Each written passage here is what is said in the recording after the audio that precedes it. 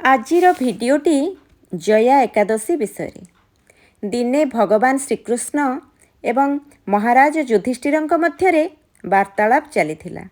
धर्मराज युधिष्ठिर भगवान श्रीकृष्ण को पचारिले, हे भगवान, आपण माघ मासर शुक्ल पक्षर एकादशी विषय किछि कुहंतु। एहार नाम कौन, एही एकादशीर उद्देश्य कौन, एही व्रतर विधि विधान कौन, आउ एथिरे केउं देवतांकर पूजा करा जाए। भगवान श्रीकृष्ण कहउछंती, हे राजा, एही एकादशीर नाम हेउछि जया एकादशी। एही व्रत करिले मनुष्य ब्रह्महत्या आदि पापरु मुक्ति पाई मोक्ष प्राप्ति करिथाए। आउ एहार प्रभाव रे भूत प्रेत जोनिरु मुक्त होई जाए। एही व्रत को निष्ठार सहित करिबा दरकार। एही व्रत विषय पद्म पुराण रे गोटे कथा अछि, कहूछि सुण। बहुत वर्ष तलर कथा। दिने स्वर्गलोकरे राजा इंद्र राज करुथिले। तांको राज्य रे समस्ते खुशी थिले। पारिजात पुष्परे भरपूर नंदनवन रे दिने देवराज इंद्र सोमरस पान करुथिले। अप्सरा माने नृत्य करुथिले, आउ केते गायक माने संगीत परिवेषण करुथिले। मुख्य संगीतज्ञ चित्रसेन निज स्त्री मालिनी और पुत्र माल्यवान संगरे उपस्थित थिले। सेठारे पुष्पवती नामरे जणे अप्सरा भी थिला, जे कि माल्यवान को देखि आकर्षित होईगला। से दुई जनकर परस्पर प्रति आकर्षण को देखि देवराज इंद्र रागी गले, आउ कहिले, तुमे दुई जण मते प्रसन्न करिवार आडंबर करुछ, मात्र मु स्पष्ट देखि पारुछि तुम दुई जनकर आसक्ति।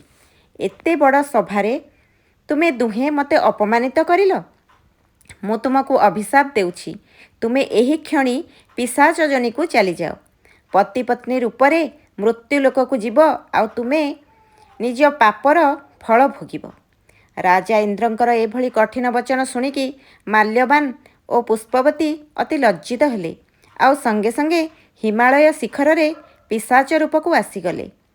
चारिपटे खाली बरफ, ना खाइबा को किछि थिला ना पीबाकू।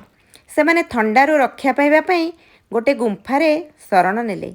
दिने माल्यवान पुष्पवती को कहिला, के जाने केउं पापर फल आमे भोगुछु। मन दुखरे गुंफा भितरे किछि न खाई न पी भगवान को सेदिन राति दिन डाकिले। जोग को सेदिन थिला जया एकादशी। अजाणतरे भी हेउ सेमाने एही एकादशीर उपास करिथिबारु तांकर पिशाच शरीर चलीगला, आउ तांकर दिव्य शरीर पाईगले। गोटे दिव्य विमान आसी तांकु स्वर्ग को नहींगला। तांकु देखि इंद्र आश्चर्य होई पचारिले, तुमे एमिति की पुण्य करिल, तुमको मो अभिशाप्रु मुक्ति मिलीगला। माल्यवान कहिला, एहा तो श्रीहरि भगवान को कृपारु होईछि।